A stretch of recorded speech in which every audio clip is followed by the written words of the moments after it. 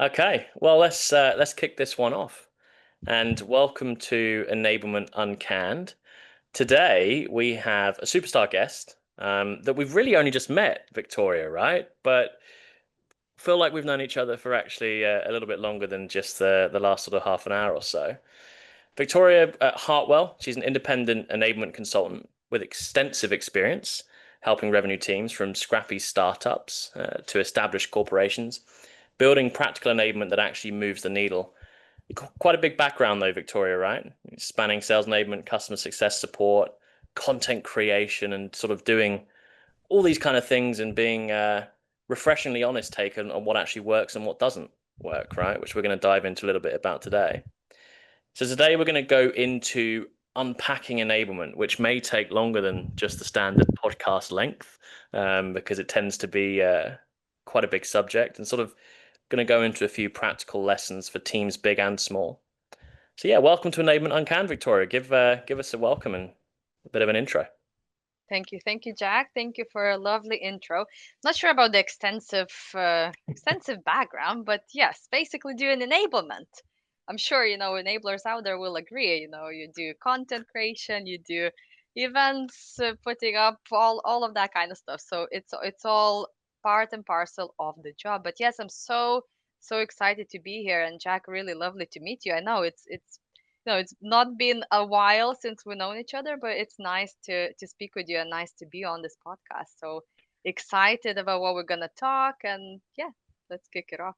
No, thank you. And extensive is, I use the word extensive because we were just talking about this offline, and this always happens. But enablement doesn't really have a definition in Europe, does it? No one really knows what it is, and the word extensive just sort of goes with all of the different things that it can actually encompass.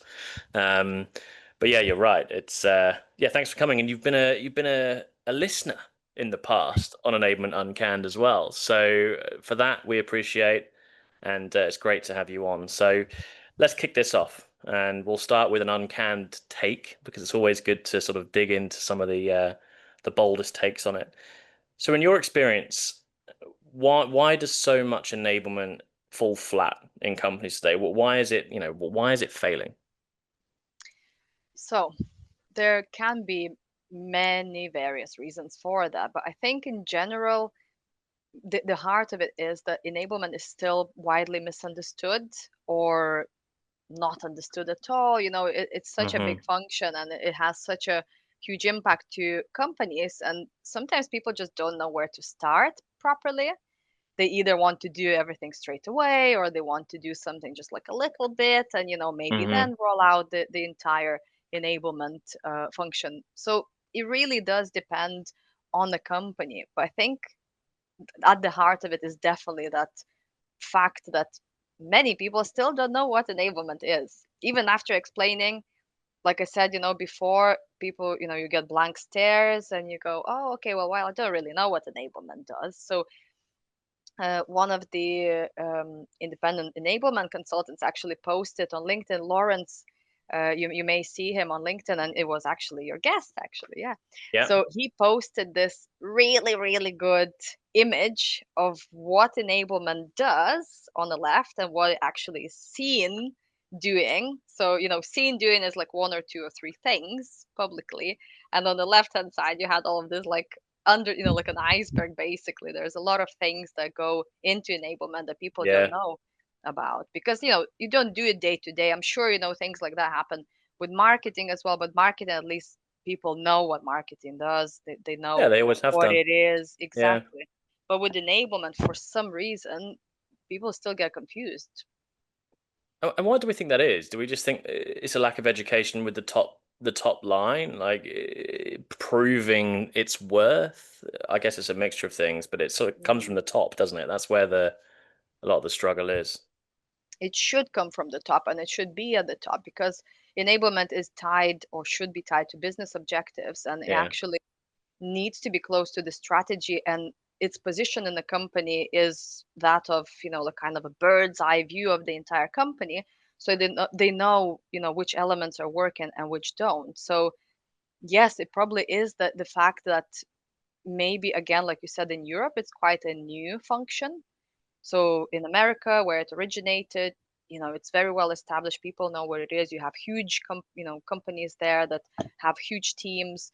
Whereas in Europe, it's a little bit newer, and maybe that's why, because it's still sort of emerging. Hmm. Many people still don't know. There's a lot of good examples of companies knowing what it is and growing their teams and having really good frameworks and having a lot of success. But there's Hmm. still a lot of work to do in that area, I believe.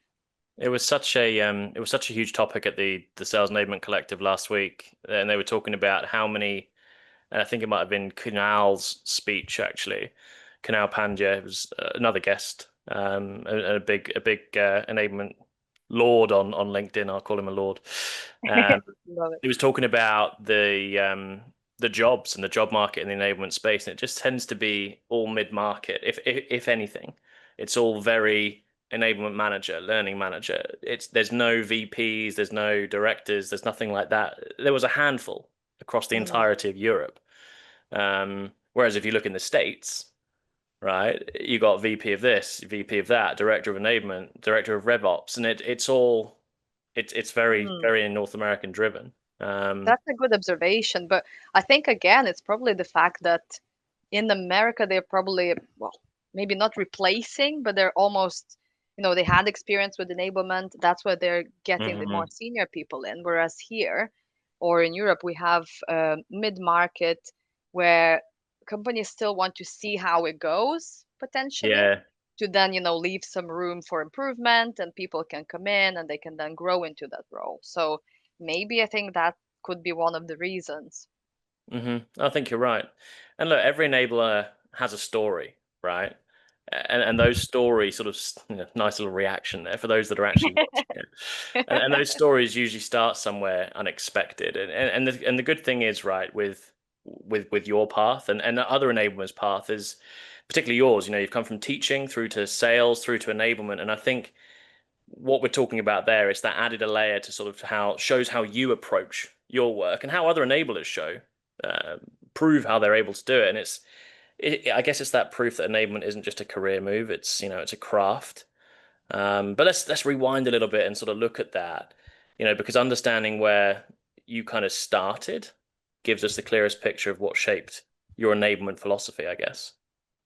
Love that enablement philosophy. Yes, Jack, that's a really good segue into the background. And I think I've said it so many times because it's true. That's how I found enablement. But basically, when I was growing up, I was one of those people. I'm sure I'm not the only one, but I had no idea what I want to do in my life. I loved languages. I'm quite good with languages, but I don't know what you can do with it, work wise. Yeah. Like what's my profession gonna be? I didn't want to be a doctor or I didn't want to be a lawyer. Well, maybe when I was like 7, when I didn't realize what it actually A lot of money in entails that. to become, yeah, exactly.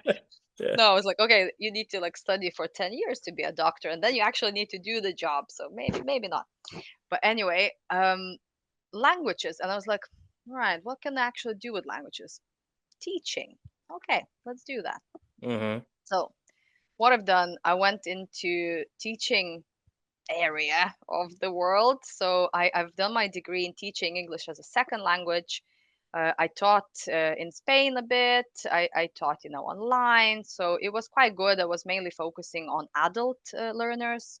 Okay. Uh, and then I was like, right, I need to earn some money.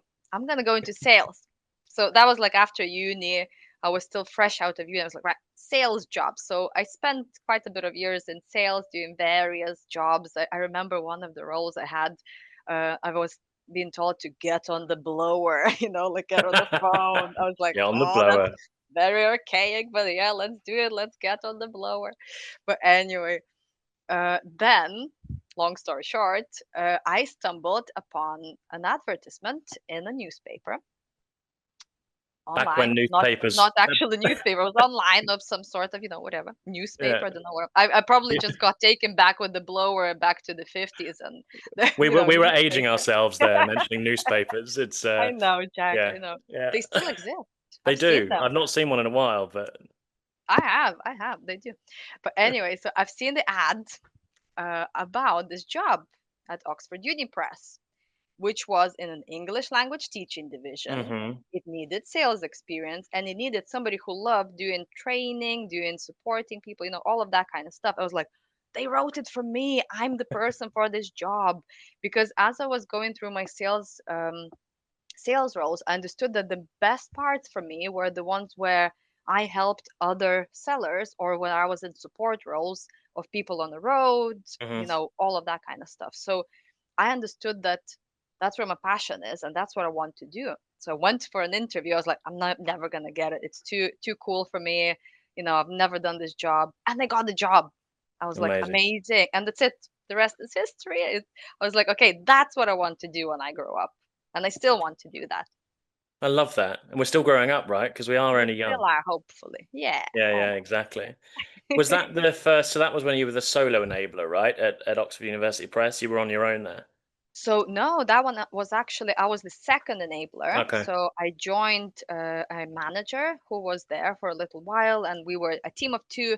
Then we grew into a team of three, and it was really, really cool and strong team. And after that, that's when I went into solo journeys, where I was the first Mm-hmm. and only enabler, and into startup world essentially. And now I'm Mm-hmm. still solo enabler because I'm just doing independent work now. Yeah, I guess we can call you a solo enabler. And I guess, like many of us in that, not me, but many of the listeners in their first enablement sort of solo role, you learned fast, right? Because you were telling me about this before we jumped on. One of your early moments, you were stood in front of a room of SDRs after a joke that didn't land, I think. Is that right? We Oh, need I to, was we need to hear the hoping. joke. We need to hear it. Oh, honestly, it was absolutely. I'm gonna have the same reaction again. You know Yeah, that, I'm gonna Jack. pretend I don't get it. People just gonna be listening and they're gonna say, "I understand the SDRs very well. What was she talking about?" I think it was basically. It wasn't even like a joke, like a zinger. I was trying to be personable, and I was trying to like endear myself to people and be like, "Hey, I'm a human. I'm a person. Yeah. Hi." So anyway, I was trying to say something that happened to me ages ago when I was in uni and I was trying out kickboxing. I think I was trying to be like, "Hey, look, I tried out kickboxing. I'm cool, right? I'm cool," because they were a bit younger than me, Trying and to I was fit like, in with them. "Hey, Yeah. yeah." So anyway, I think it was basically this class was led by a guy, and his girlfriend was attending the class, but I didn't know that they were boyfriend and girlfriend. But anyway, this girl was friends with me in the class. I was like, oh, Hmm. this this leader of the class is paying a lot of attention to you. He might like you. And she's like, yeah, he's my boyfriend. So it's not even that funny, but like you kind of almost, Yeah. it's one of those awkward moments in life. I was like, I'm gonna tell them this story and it's gonna be so good. And I said it, and I'm sure this is gonna be a reaction because this is basically how I said it before. This is gonna be the reaction of the listeners. So listeners, I get you. It's okay. But anyway, the joke didn't land, but maybe I still did endear myself to them a Yeah, but little it bit. just I it don't just know. reminds us, right? It's so difficult to be an independent in any sense, because it reminds us trust doesn't come from the title that you've been given, right? It actually comes from being consistent and understanding the people that you're dealing with. So yeah, I guess you I guess you learned the hard way, right? Um, I guess fancy enablement frameworks and enablement models, they come after you've built the trust to actually apply them, right? With the teams that you're with. Um, so yeah, let's sort of let's talk about building that out. The content, the decks, the PDFs, the Notion pages, the stuff that I say lovingly because it's not really lovingly sometimes craft, and then we watch everyone ignore it.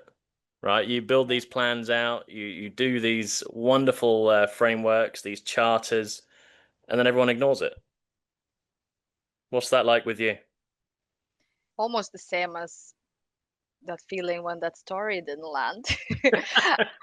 I did think though, to be fair, it reminded me before we go into that beautiful land of collateral. Um, I had worse moments in sales when I was in sales roles. I Oh, had a that doesn't moment surprise where me. oh my God, I'm gonna ask you a question as well. Oh But no. anyway, when I was in my first sales role, and then more, where it was more face-to-face meetings, I went to do a presentation about the company. And we went to this big corporation in London, and I had two guys in the meeting, and one of them fell asleep He fell asleep during In the your presentation. presentation. Yes, because we sat in this meeting room and we had the projector on, and the slides were going, and I was like super enthusiastic and everything, and the lights were dimmed in the room, and I was gonna ask a question. I was showing the slides, talking, talking, talking, and then I turned around and one of them just dozed off. Oh Just no. literally dozed off. I was like, what do I do to like do I wake him up? Or so I've asked the other guy. Luckily the other one just like kind of woke up after a while. But oh, that was hilarious. But did you have any moments like that, Jack? In your extensive sales career, you have to have something to top that off. Come on. Yeah, I've definitely had some dodgy moments. I don't think I've ever had anyone fall asleep in any of my You must be good. like See, that's why I'm not in sales anymore. I've definitely almost dozed off a few times myself with some old, not in this place, and I won't say it Bigtincan, but some old training rooms that I've definitely been in. But no, sales is an interesting one. I mean, back in my going back to the question you've asked me, going back to my right at the beginning of my sales career. So I mean, I've got for those of you who don't know, I've got a geology degree. Don't ask me why, but I do. Jack, why don't you work in seismic? There you go. Move on, move on, move I on. knew it was coming. And you're the first to actually mention that. But yeah, seismic geology, it kind of makes sense, right? Maybe I should have looked into that. Um, but when I fell into sales, I was a failure right at the beginning. So I went to a place called Pareto Law, and it was very much like the X factor of sales, where you go in, you're with a bunch of for those millennials listening that know what X factor is, it doesn't exist anymore. The big Simon Cowell show, right? For those of you who know what it is, you go into a big room with like a hundred other people, and you have to do like a presentation. You have to do team building exercises and all this kind of stuff. And I got rejected there and then. It was my first ever experience of sales. I got rejected. They said, "No, you're not good enough." And I was just fresh out of uni. I was like, "Okay, fair enough." But then the day after, they called me back and said, "We want to put you on our books." And had multiple interviews. And the job that I got was like the third or fourth job that I finally got. I was in the interview room, and before I'd even started the interview, Emily, her name, she was interviewing me. I said to her, "Before you start," I said, "I've been rejected from the last three places because I have no experience. Of course, I've got no experience, right? I've just come out of uni. So if you're going to do the same to me, please just let me go now." That's how I started the interview. Wow. And lo, I got the job, right? 'Cause I don't know whether it was because I was a little bit, I guess obnoxious isn't the word, but a bit brash about how it went. So no real bad experiences. I've definitely had some sour experiences with deals closing for sure, I bet. I as bet we all you're right. have, Yeah. right? Mm. I've had procurement teams shut me down at the last minute. After you've had six-figure deals, even seven-figure deals in the pipeline. Right. Um, it's tough. We were talking about it before we came on, right? The roller coaster. There's so many ups, there's so many downs, and it's never really in between. So you've got to be a hardy individual for sure. You do. And you gotta keep going. It's just Mm, it's the reality, unfortunately. But you do need to take care of yourself as well, I think, because it yeah, can be so disheartening. I'm Absolutely. stuck in it now. I can't leave Yeah, sales. no, no, you It's can't it's leave one it. of No, them. you're not allowed. Nope. Need to No, stay. and look, I do enjoy it. I do enjoy it, particularly now I'm in enablement. I mean, I've always been a very Martech individual. I was at a place called Lead Forensics. It was my first ever sales job, which is kind of like a lead generation software, so more on the Mm, Martech side. Then I went into supply chain, which was a bit different, but now I'm back in the sort of marketing and sales tech world, if you will. And I think that's where the SaaS, the software side of it, I think that's where I'll probably stay mm. for, It is one for of a the long things. time. It's exciting actually, Jack. I think when I moved from the more of a corporate, more established world into SaaS and startups, that's where I thought this is what I do enjoy quite a lot because it's so fast paced and it's, you know, even where, going back to this topic that we've completely gone off, the content creation. Even if you think about content creation in an established corporation, it can take a while to actually get going with some of this Yeah, stuff because, of course, you've got established teams, you've got established processes where people need to give opinion, where you need to approve things, where it affects a lot more potentially. than in a startup. In a startup, you do have that room for like, let's do it, guys. Come on, let's see what Mm-hmm. works, let's see Mm-hmm. what doesn't. And I think that's quite exciting. Yeah. And but I mean, you've had a front row seat to all of this, right? Particularly with the startups, like you're saying, you've had beautifully designed resources that miss the mark, but you've also had one pages that everyone uses, right? Scrappy one pages that you put together. So it'd be Yeah. great to sort of see kind of from your perspective, real examples what didn't work, I guess. What you think reps actually like, and then I can tell you whether that's true or not. You can tell me yes or no. Yeah. Yeah, but in general, right, and sort of why short, actionable, easy to find stuff beats much more sort of overproduced content every time. I guess is the best way of putting it. That is a good way of putting it, I think, Jack. So with the with something that's not too extensive and something that's short and more digestible, of course, more digestible pieces go win every time, especially with sellers, because Yeah. simply because they don't have time to read everything. And also, there is a talk about just in time enablement. Of course, that's beautiful. If you are on a call and you've got a competitor come up, and then all of a sudden you have time to look, glance into your, content repository and find competitor analysis and Yeah. beat that competitor on the spot. Yeah, that'd be cool. But it's probably quite tough because, when you're on a call with a customer, you're not doing that. You're actually still talking to the person. So I like to think about it as the right place rather than the right time. Mm-hmm. So with the static stuff, those one pagers, fact sheets, I think they have a place to be as maybe like a one-off support during Mm-hmm. launch, let's say. People will read it, they'll have a look, but doubt they're gonna go back to it unless it's updated and resurfaced again. You know, if you have something that's more, and you probably have heard it from other enablers that were on the podcast potentially, but if you have something that's more actionable and maybe rooted in where the sellers or those whom you enable live, let's say they're using an outreach tool. Well, amazing. If you've got an outreach tool, XYZ name, they will have a lot of inbuilt enablement there. Mm-hmm. Or, that's where they're going to be like in the zone, in their Mm-hmm. process. They're going to have it all surfaced to them as they're crafting that outreach email. Mm-hmm. Yes, they may go back into whatever repository people are using and have a look at some information and pull it out, but very likely they're just going to have something within the tool itself. So it just needs to live where sellers live. And I think some examples, I've done so many things where people just don't read it after maybe one view, or you get like 5 people who will have a look at it and 10 won't. Yeah. So mainly for some reason, product fact sheet. Like if it's just a static product fact sheet, internal use only, which you cannot send to customer, is just no. It's just No. not gonna work. No. No, nobody likes that. Unless maybe, like I said, maybe during launch. Instead, I would probably just incorporate the information into sales play. But again, sales play for me, it probably needs to form part of education rather than Mm-hmm. just a static thing. Yes, you can write up a sales play, but again, how many sellers will go, I'm going to go and read it on a daily basis to know what to do?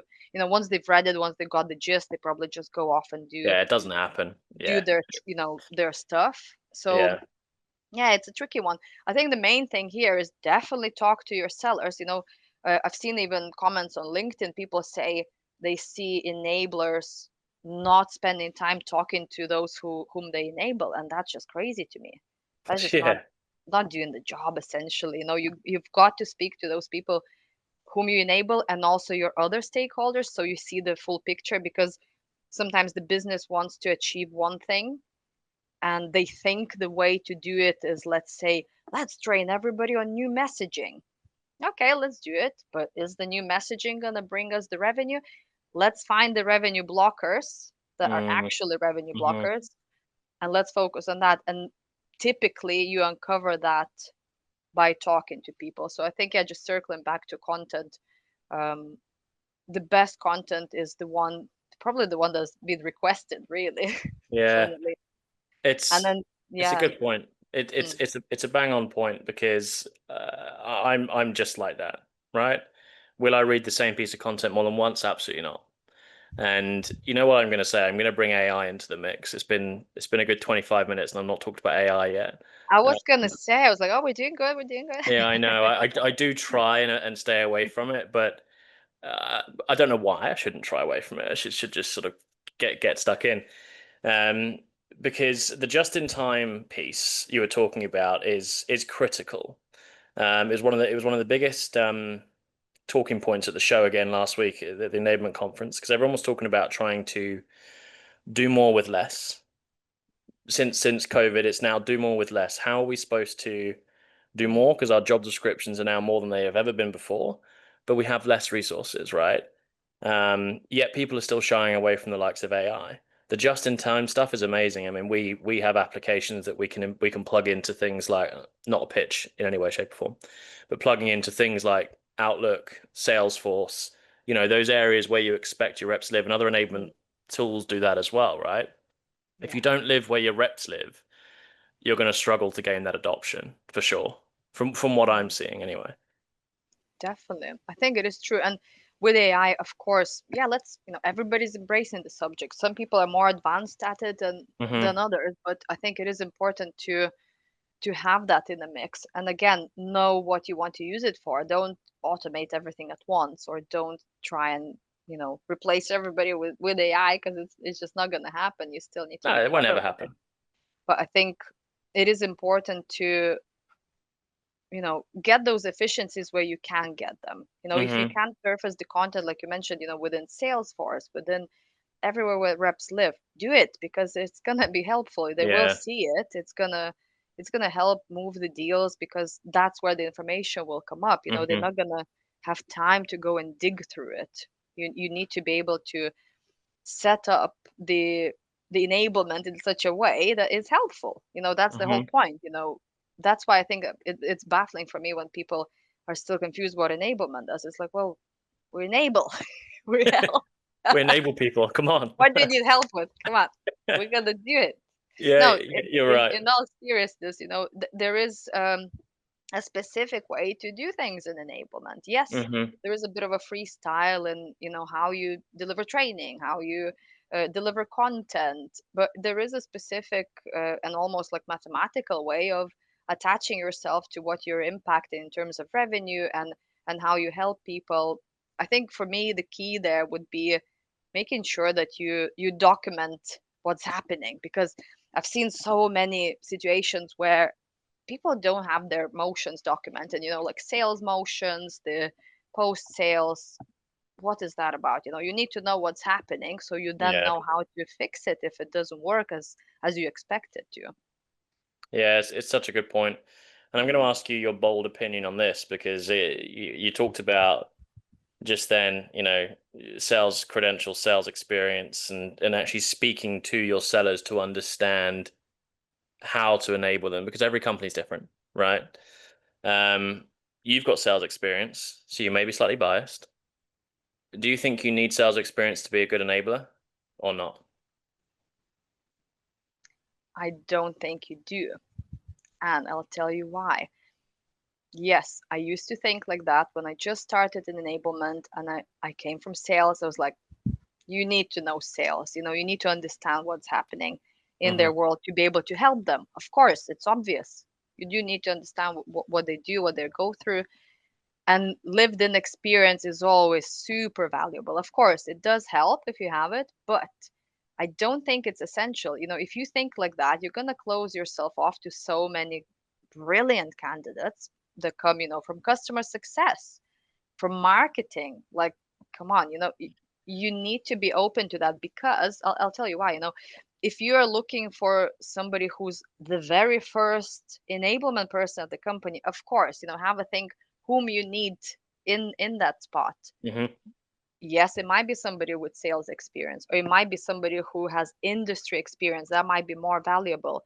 um, Sales is super hard, and it's a very, very hard job, but it is understandable. You can actually teach what happens in sales, and the more enabler is at the company, the more they're gonna be your enabler, and they're gonna know exactly how you guys sell. Because if you go from company to company as a seller, you always need to relearn how to sell specifically that product. Yes, you Yeah. might have consultative selling, you might have pick all kinds of methodologies or ways, or you're a challenger. Yes. However, like I said, you have the benefits of having somebody with different backgrounds, so you Hmm. don't have to have it. It helps if you do, you know, but you don't have to have it, and it does depend on the role you assign to those people. So if you have a more established team, you may have somebody who's at the helm, who's been in sales. Then you have a couple of managers, they've been in sales, maybe in customer success. I've been hearing a lot that customer success is actually selling, which you know almost is, Yeah. especially if you've got your account management in wrapped into that role. Yeah, Yeah, typically, what well, upsells, yeah, cross sells, renewals. exactly. You're I need to be always approached selling. as a sale. Yeah, exactly. Rather Yeah. than, right, when are you renewing? It's like, oh, maybe I'm not. You need to convince me. Yeah, yeah. Jokes on Tip, you. We're not actually tip, renewing. yeah. Yeah. Typically people do, if the solution is good and it works for them. But Hmm. yeah. What have you been hearing from your other guests? Have you touched on this subject in terms of like experience, or have you seen anything floating around? It's been a mixture. It's probably straight down the middle, 50-50, I would say. Because I was again back at the show last week, I was on a round table and they were talking about how sales experience is crucial to it. Not only because not sales as in maybe the common sense, but you're always selling as an enabler. You've got to sell to the CRO, you've got to sell to the CEO, you've got to sell. Maybe this is more of a European thing. You've got to sell the value of what it actually is to get a seat at the table, right? So there's always an element of selling across different departments as well, getting that cohesion across CS, marketing, finance, where you've actually got to bring everything together. But then I've also heard people say, of course not, the same as you. So it's one of those debates that's going to be ongoing for a while, I think. It will be, yeah. I'm going to always be slightly biased towards yes, sales experience is going to help because it's called sales enablement. But I think this is where a lot of it is flipping towards more of a revenue enablement, more of a CR role, a CRO role, I should say, rather than a sales enablement role. Um, because revenue encompasses a lot more than just sales, Yeah, right? exactly. Mm, Um, so I don't think there'll ever be a true answer. And you're right, you probably will end up cutting off a lot of potential by mm, just ignoring the fact that they've not got some sales experience. So exactly. Again, it just depends, what the company needs. If it's just sales enablement and they only want to enable sales, just AEs, let's say, yeah. of course it would be wise to get somebody who's been an AE. But Hmm. also, it's similar to that debate where does a good salesperson make a good sales manager? Well, That's a does great it? debate. I know it's so good. It's I so good. love that one. I And know. I wish we I were can talking talk just to about that that. one as well because I'm going to put a sporting analogy into here as Ooh, well do because it, I do it. know there's some sport in your family as we previously discussed. Um, not all football or soccer, I should say, for those North Americans listening. Not all football and others that call it soccer. Not all football players become good managers. They don't. You could have a No. world-class footballer, and I'm going to put Wayne Rooney into the discussion because he's one of my favorite ever footballers. Hi, Um, Wayne. terrible manager. I'm sure he won't ever listen to this. What if he does? But if he does, and I apologize, Wayne. But he might get good. He's got a lot to learn. I get that, right? But so far, his credential hasn't been fantastic. Similar with sales and sales management. I've done both. I was one of the sales leads over at Lead Forensics. I moved into management, but I actually decided to step down because I was earning less. As a manager, Mm. my entire team were earning more than me. So I decided to go back to sales. I was a manager for maybe 6, 7 months. But yeah, I actually purposely decided to move back, and I don't know whether that's just the way it was set up there or whatever. Um, do I think I'll be a manager one day? Hopefully, yes. Will I be a good one? Who knows? It's going to take a We'll lot of. see. There's a Maybe lot to we'll see. change. You've got to Yeah. learn a lot. You've got to. I think you've got to back yourself. the biggest thing for me in making that transition, and I think where a lot of people go wrong, is you're friends with your sales colleagues, particularly if you've got Right. a close-knit team. So, Mm, and it's a good example of what I was at, is if I've got a close-knit team in the UK with my SDRs and a couple of other salespeople, and then I become their manager, having that transition of being your mate to being able to actually manage them is actually really, really difficult because it's yeah, a that's different level true. of respect. It's a completely different level of respect that they have to give you. Mm, Whereas you've also got to treat it like your mate. Like I would say I'm really close to my boss. I would say we're mates to a certain degree, but mm, also if it gets serious to the point where he needs to tell me something, I will listen. And mm. he's managed to command that level of respect, and it's a very, very difficult position Yeah, to do. So that's my it's opinion an anyway. art. It's an art. No, that's interesting. I was thinking as you were talking, actually, what aspect of selling would you find difficult to not do whilst you're being a manager? So you know what I mean? So for example, as a seller, you go actively, cold call, you reach out to leads, you then close a Hmm. sale. As a manager, yes, you may still do do some of it, but where's that line of not doing it for your team? Like not doing, Yeah, let me just get it. I'll close it for you. It's yours, but I'll close it. yeah, because I've had managers before listen into my calls as I'm maybe on a closing call or a negotiation discussion with procurement, and I'll have to be putting them on mute. They'll be whispering to me what to say next, and then actually delivering it. All right. But now you have AI to do things like that, where it can actually whisper in your ear and give you coaching as you're going, and Yeah. it's like, where do you are you even selling at that point? Is the That's salesperson interesting. actually doing anything? So as a manager, I most certainly wouldn't. I would expect to help on the bigger, maybe more complex deals. But at the same time, you've got to trust your team to be able to do the job. You can't be over everything. You've got to be over everything to a certain degree. You've got to know where things are, yes, Mm, but you can't be on every call. There's mm, just no way of doing that. exactly. So Too you've got to many find that calls. balance. I think, yeah, that ties with enablement nicely, actually. You've got to trust people to do their jobs. Hmm. After you've done all of the support, you still need to trust people to go ahead and do that, because I think enablement learns as much from salespeople as salespeople learn from enablement. So I think it is a bit of a two-way street there. Hmm. You're right. And let's fast forward a little bit, right? You've built the trust, you've delivered some wins, you've kind of hit a bit of a ceiling because this happens, right? How do you know, particularly with where you've been, and here's a question we don't ask enough, is the business you're in or working for actually ready for enablement? How Mm. do you know if somebody's ready for enablement? And I appreciate you could probably answer this for about 15 minutes, maybe longer. But how would you think? Do you put steps in place? Is there kind of any red flags or key differences from maybe startups to corporates that you know? Um, what do you see? That's a good separation, actually, corporates and startups. But it's So different. Yeah. yeah, being ready for enablement, that is a very interesting question. I think what I found from experience is that in corporate world, it's actually easier to start small Hmm. rather than doing it all, rather than encompassing the entire enablement suite. Like, let's do onboarding, let's do everboarding, let's do content, let's do process, let's do tech. Like, let's do it all straight away.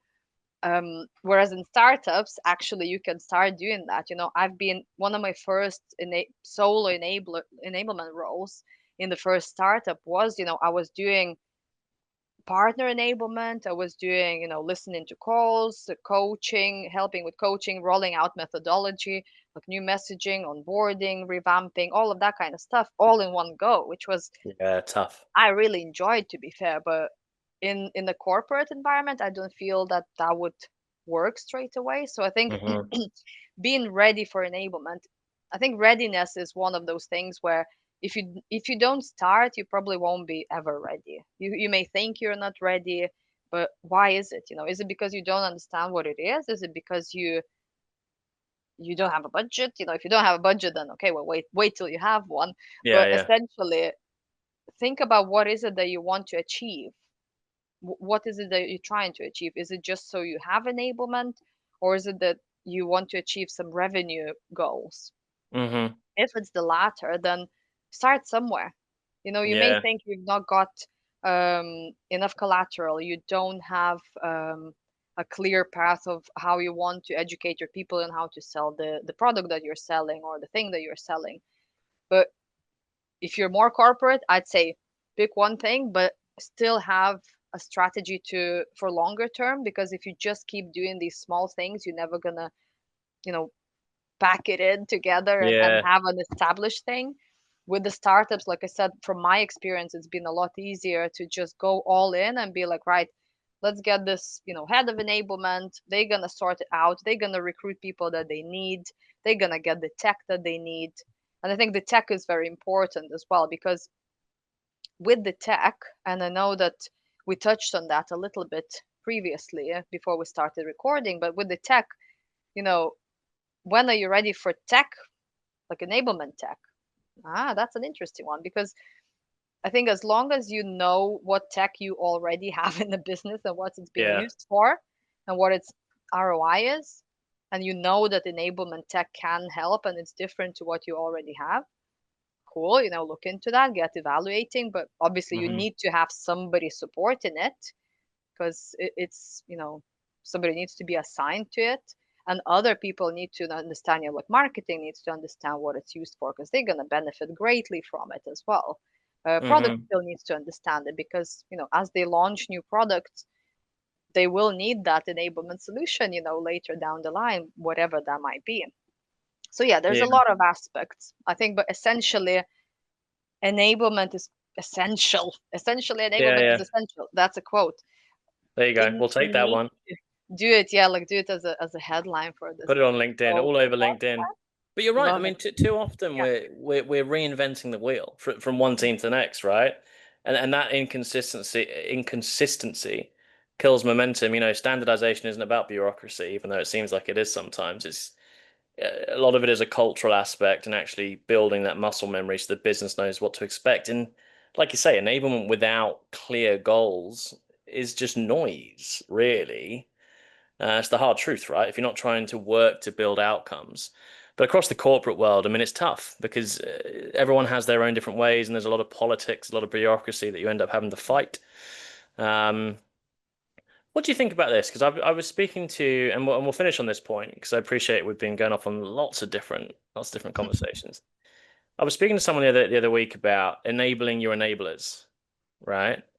Hmm. And because there was a team that was at the show that has a team of 40 enablement people. Can you imagine that? 40, What a 40. dream. It's What a dream. ridiculous, right? But what a team to have 40 enablers. Like, Do you think there's a place for enabling your enablers? I mean, is that important to make sure we're actually doing that as well as part of the entire aspect of enablement? absolutely, Jack. I think it's for me.